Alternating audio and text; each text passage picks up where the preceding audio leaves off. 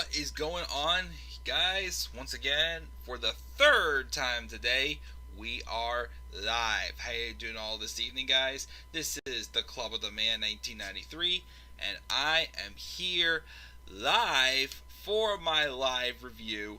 My live preview and predictions for WWE Extreme Rules 2020, or as it's called, the Horror Show Extreme Rules, or who knows?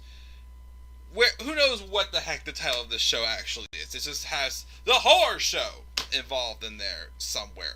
Because once again, WWE is just super desperate to make their shows unique during this rough time when they think that they're actually doing something good, when reality is they're just overproducing and just making fools out of themselves completely. But once again, they got the viewers, they got the money, they just do not care. So we're getting the crap that we are being given. So, of course, this show takes place tomorrow night, July 19th, 2020, at the WWE Performance Center in Orlando, Florida. Again, I don't know which show I'm expecting worse. Backlash, I thought was a very bland build. The overhype of the greatest wrestling show on earth, or the greatest wrestling match ever. This is the greatest show. Again, I just see Vince is walking around just like praising that song, but this show, Extreme Rules, the Horror Show, already feels like it's going to be a very overproduced, corny, hokey show with many odd stipulations to it. Well, really looking at it again, laying out on paper, there is actually only like one that I don't know how they're going to pull off. I'm hearing, some, CGI effects and it's going to be doing, but, again, my thing is how are they going to pull this off? And how are they going to pull this off and actually, follow up with it with some of these stipulations? It's just super overproduced. It's WWE trying to be unique, yet they're unique. It's so bad, but it's still entertaining because it's just so bad. I feel like that's what this show is going to be. It's going to be so bad, but it's going to be so bad that it's good. But it still feels like a pointless show, a waste of time. There really isn't many matches I really care about on this show. Not really. None really, to be honest. And going to the card, there is only 7 matches actually confirmed. There was one that I thought was supposed to take place on this show, but apparently, according to the Smackdown highlights, it's taking place on Smackdown next Friday. And that's that bar fight with Sheamus and Jeff Hardy. Because in the segment where they're interviewing Jeff Hardy backstage and Sheamus road kicked him and he was just talking to him, it sounds like Sheamus said, "I'll see you next Friday for SmackDown." So it sounds like they're not doing that match on this card. They're also not doing the Big Show and Randy Orton on this card either. They're doing that in an unsanctioned match this coming Monday night on Raw. And also, a match that could get added, it'll probably be a pre-show match, even though how do you go from a title match to the pre-show? Matt Riddle and Baron Corbin, I know they've been teasing a feud between them. Again, that might either get put on the pre-show, or it might, just be a SmackDown television match, because I still think they're going to have a pay-per-view match with AJ Styles and Matt Riddle at SummerSlam next month. But once again, who the hell knows? Just who knows? I don't have high expectations at all. I can't remember when I actually had high expectations and I was that pumped up to talk about a show. Because this show, quite frankly, I don't expect much from this show. My expectations are low. So that is that. But before we get started, I actually need to run to the bathroom and just grab a quick drink of water because my throat just got a little dry all of a sudden, and I will get started. So give me 1 second, guys. I apologize.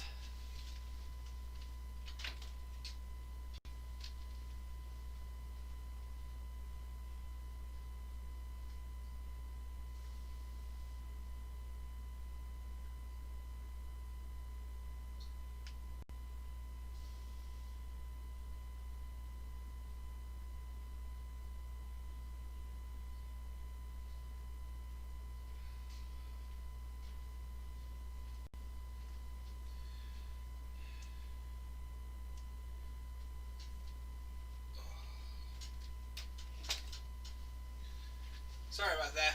Water break. And the show didn't even start. We didn't get to the first match yet.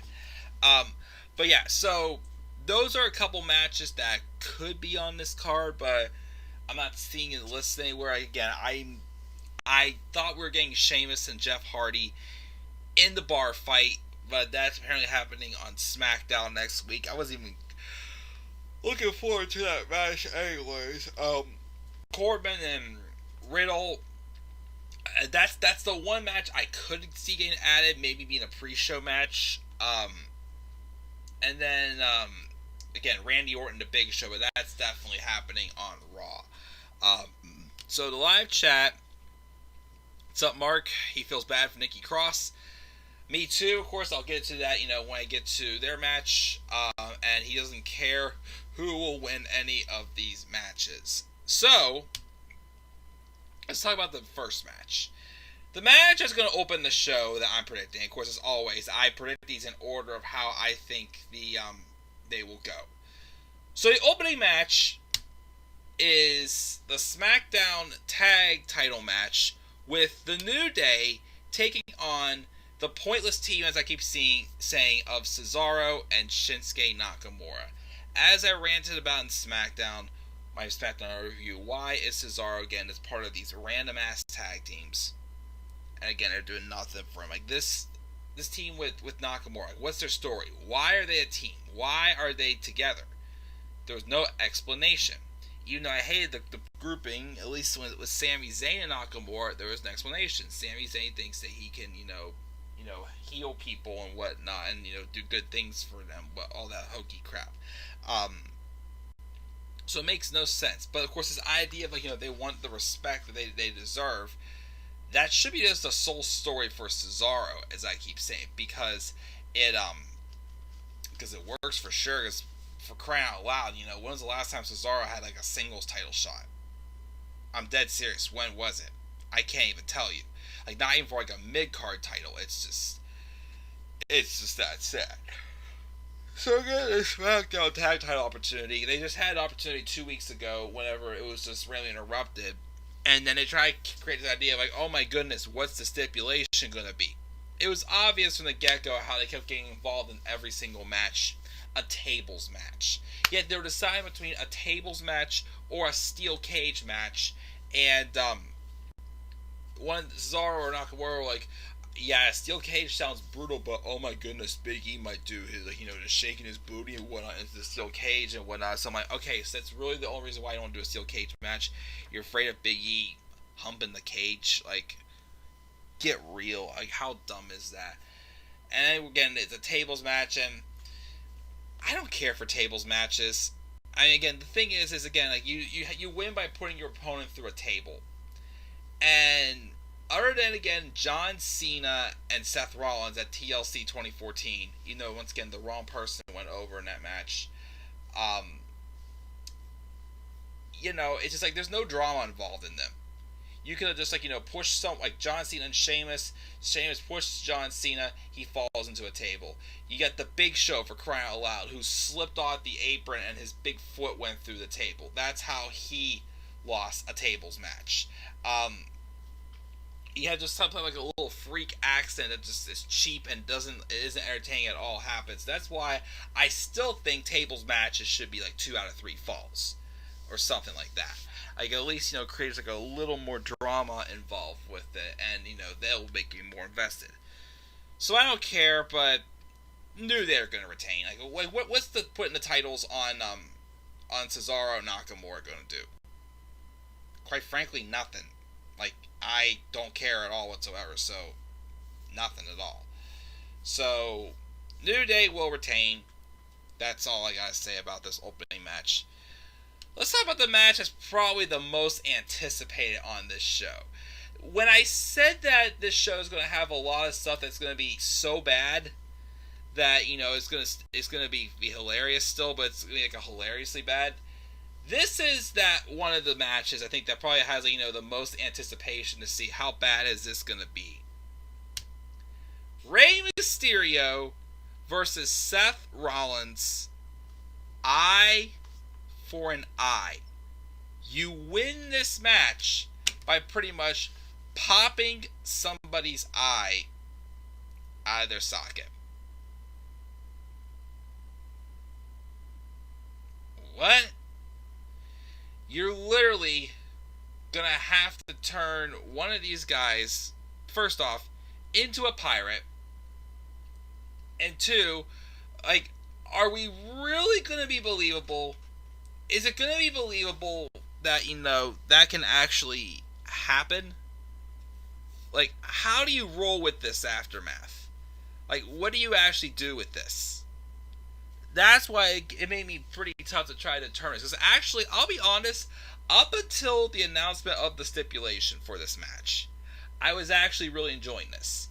But all you really had to do was do like a street fight or something like that. And maybe this is where you have Mysterio get his revenge on Rollins. And, maybe not take out his eye or do something like, hurt Rollins in some other way, pretty much. But again, as far as I'm doing like these CGI effects, like like take out either Rollins or Mysterio's eye, again, I just don't see the follow up for this being believable at all. Like again, it's overproduced, it's overrated. It's too much. Like it's too much of the fact that like you can't do this and like make this realistic. Like what? Again, you're going to have Seth Rollins or Rey Mysterio be a pirate? But I want to be a pirate! If you get the reference, Seinfeld, we can be friends. And to me, it's just so dumb. With that being said, though, as far as a winner, I was actually back and forth on this. Because, yes, I want to see Rey Mysterio get his comeuppance on Rollins. But then I remember also again, Rey Mysterio right now is currently working for free, pretty much. He does not have a contract signed with the WWE. And rumor has it that originally him getting, pierced in the eye, by the steel steps was supposed to be a way to write him off television. He was going to be done. But I don't know why he's sticking around. Rumor saying he is going to re-sign with WWE, and no, it's just not sure what's going to be. But either way, with that said, this feels like one of those matches where it has to have some type of like, I feel like, okay, you want to see Rey get his cubbins on Seth Rollins and cool. But I also feel like Seth honestly could use the win here. I mean, just saying, he lost the WWE title match to Drew McIntyre. What's he going to do, if he loses here to Mysterio? Like, where's his direction going to go? With that being said, I think somebody's going to turn on Seth, turn on Rey Mysterio, and cost him the match. And I think it's going to also cost him an eye. And I think Seth Rollins will win this. I think it's going to be Humberto Carrillo turning on Rey. Of course, for he'd be the one person who tried to help Rey out of jams. But then, of course, he suffered the consequences whenever he took that curb stomp into steel steps. Even though I still thought it was a weak-looking curb stomp. I think he's probably the likeliest of like the other people who helped him out, like Black, Carrillo, Owens. I think Carrillo, I feel like, is the one that's more likely to turn heel right now. I think so. It could be him, or it could be Dominic. I mean, people have teased it, people have mentioned it. It kind of would not surprise me. It's possible if Dominic does turn on Rey, but those are my two possibilities. Again, this just feels like a match that, yes, seeing Mysterio get his comeuppance on Rollins would be nice, but one, I feel like Seth could maybe use this win. And two, it's just one of those matches that I feel like, we need another twist to it. I mean, it may not be Rollins who costs Rey his eye. It could be, again, Carrillo or again, Dominic himself. So, who knows? But I'm going to pick Rollins to win this eye for an eye match. And again, I just do not understand how they're going to make this realistic. Again, they're going to literally make them into a pirate. like Rollins to a pirate if he loses, or Mysterio is blind in both eyes. And what what is Rey Mysterio gonna get blind in both eyes, and then Rollins will go from Jesus to Lazarus? Well, I'm sorry, Rey Mysterio is gonna be Lazarus, and Rollins thinking he's Jesus, he's gonna give him his sight back. I just see this getting just really wonky, very hokey, and who the hell knows?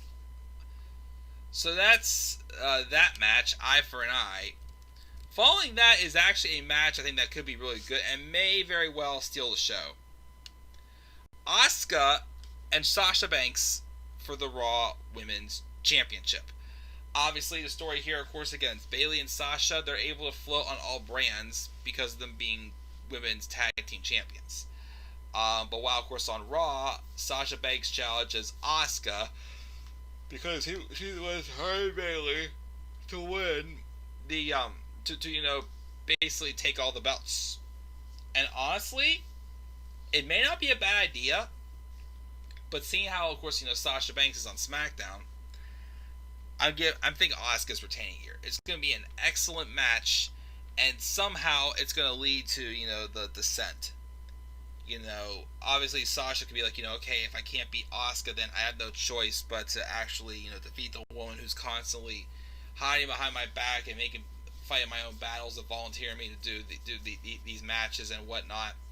And I got tired of it, so maybe it's time that I take charge for once, pretty much, or something like that.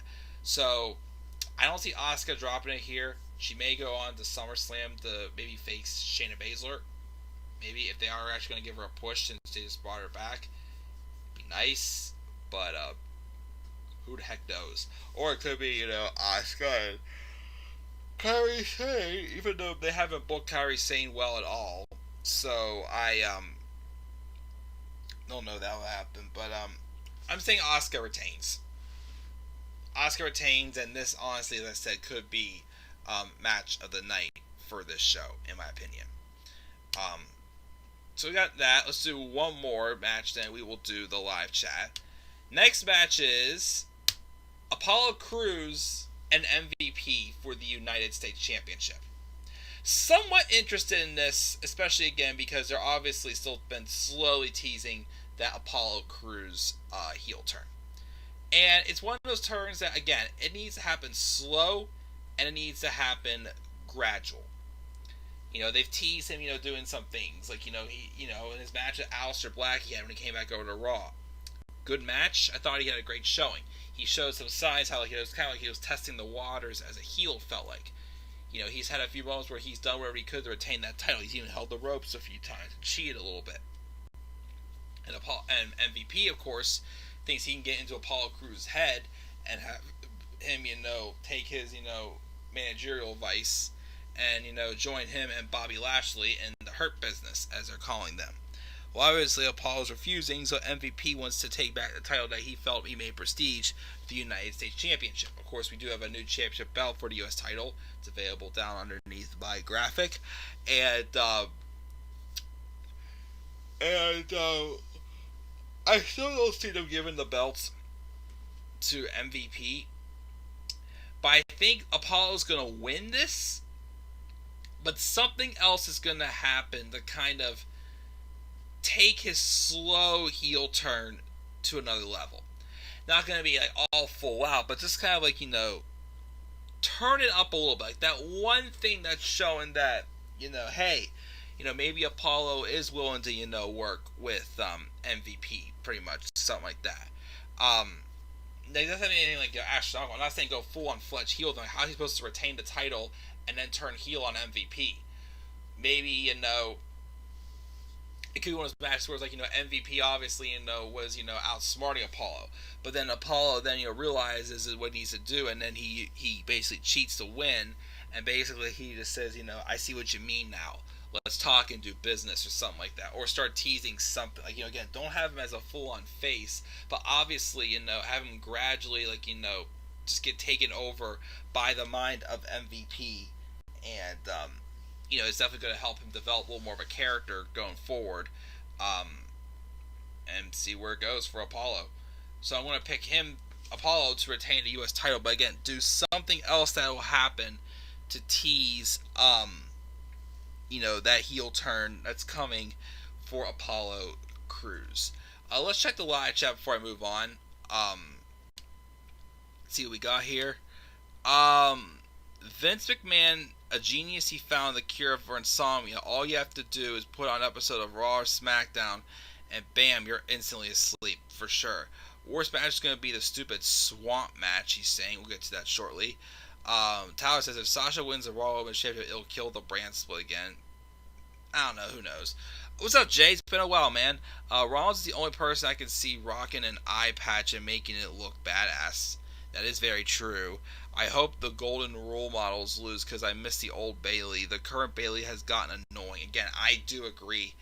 This Bayley is annoying. Again, her going like chicken wings, beeping the horn, going like rap, rap, rap, rap, rap, and just like making these like dumb like animal noises, or again holding Lacey Evans' daughter on a stick, on a popsicle stick, and it's just it has gotten annoying for sure.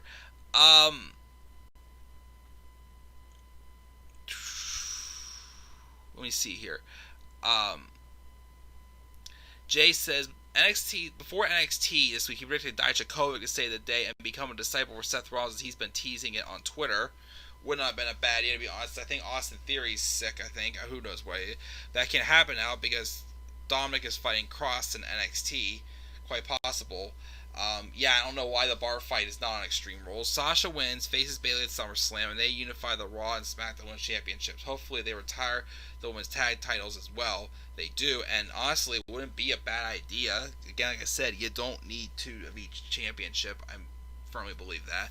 Apollo wins. Bobby Lashley MVP attack Apollo to the match, and Ricochet and someone come make the save. Maybe they can tease a heel turn there. It's quite possible there. I mean, it might work. Who knows? A Big Show and Orange should have been on Extreme Rules. Didn't really care for the match anyways, but yeah, I'm surprised that didn't make the card either, especially, of course, since, Randy Orton had a big win over Edge. They're continuing the story about him being the legend killer. Obviously, they're setting him up for a match with Drew McIntyre for the title at SummerSlam, as I'm seeing. But thank you for your stuff in the live chat, guys. Let's keep rolling on here to match number 5, which is this match. Now, originally I thought this was for the Universal Championship. It is not. It is a non-title match between Bray Wyatt and Braun Strowman. It's a Wyatt family swamp match. So basically, they're going back to the swamp and brawling around there. It's going to be a cinematic match. Again, I'm not sure how I feel about this. Again, because the title's not on the line, so obviously I'm predicting Bray to win. That way Braun doesn't drop the championship, but there's going to be just a route to get to the Fiend. But the thing is, I keep saying, you didn't have to do this. You didn't have to do Braun Strowman and Eater of Worlds Bray Wyatt, because to me that gimmick is dead. Like, why are you bringing back a gimmick that didn't work out and just trying to, treat it as like a placeholder? Because now I'm hearing rumors that they're going to do Braun Strowman versus The Fiend at SummerSlam, yet Bray Wyatt came out as, just Mr. Rogers caliber Bray Wyatt and fought him at Money in the Bank because, they were trying to have him protect him from The Fiend. So this whole idea of, going back home to where it all started, I honestly don't get it. And especially with how we're using this kind of like a non-title match just to kind of kill time with this feud. It already got delayed because Bray Wyatt went away for a while because JoJo had a baby, and you wasted Braun Strowman having a feud for a handicap match with Morrison and Miz, and he's still squashing them weeks after that. Again, this could be interesting, but like I said, again, it feels completely unnecessary. Why are we doing the whole Wyatt family gimmick thing again? Again, it's done. It's a done deal. It did not work out, unfortunately. It could have, of course, been booked right, but it didn't. So why are we going back there, which concerns me. But since this is a non-title match, Bray Wyatt's winning this. He's winning this, and then we'll finally see The Fiend at SummerSlam, which, again, as I kept saying, I still think they should have just had The Fiend, just do this and skip this whole Wyatt family swamp stuff, as I keep saying. So that's match number 5. Match number 6, probably one of the matches I really don't care about. Bayley and Nikki Cross. My thing is how do you have Nikki Cross on SmackDown? Basically, be saying she's been losing to Bayley because of her cheating ever since she won the opportunity to fight for the women's championship, and basically say she has something to prove. Well, when you've been booking your women's division how bad, how are you supposed to want to root for Nikki when knowing the booking we know she's not gonna win? Because Bayley's retaining here, but just saying that, I felt just like really, hurt the momentum of building towards a match for sure. When it's so obvious who's going to retain because nobody else in your division feels important. So Bayley's retaining, and I just don't know how they're going to, give Nikki Cross a rub in any ways for this match. So that's match number 6, and finally match number 7. Drew McIntyre and Dolph Ziggler for the WWE Championship, with Dolph Ziggler picking the stipulation. I'm going to say it right now. Look at the title of the show. Which match should we not have? Extreme Rules. This is probably going to be an Extreme Rules match, and to me, they're just wasting it. Because I really don't care about this match with how many times Dolph Ziggler's been like a placeholder. If they really need something to kill time with, Dolph Ziggler is just the one to kill time with. Obviously, who knows what they were originally going to do at first, who knows, but they're going back to the story how, Dolph Ziggler, helped Drew in his comeback tour and whatnot, and get to where he is today, which, of course, again, that's still a little bogus, because, yes, he did do a lot for Drew, but obviously, Ziggler still made it seem like it was all about him at times. As far as stipulation, I'm still saying it's going to be an Extreme Rules match. That's why I say, and it's just obvious that we're going to have Drew McIntyre retain the championship, go on to fight Randy Orton at SummerSlam, which I actually look forward to that match. But this match, don't care. This is a match that I think should just be happening on Raw, and not just wasting it by doing it on a pay-per-view. Like, it's so obvious that, it's so obvious that that Dolph's not winning a championship. They're not going to put the world title on Dolph Ziggler. It's not going to happen. It's going to be an Extreme Rules match as the surprise stipulation. Drew McIntyre will retain. Let's check the live chat before I go off the air and go to bed because I'm tired. Let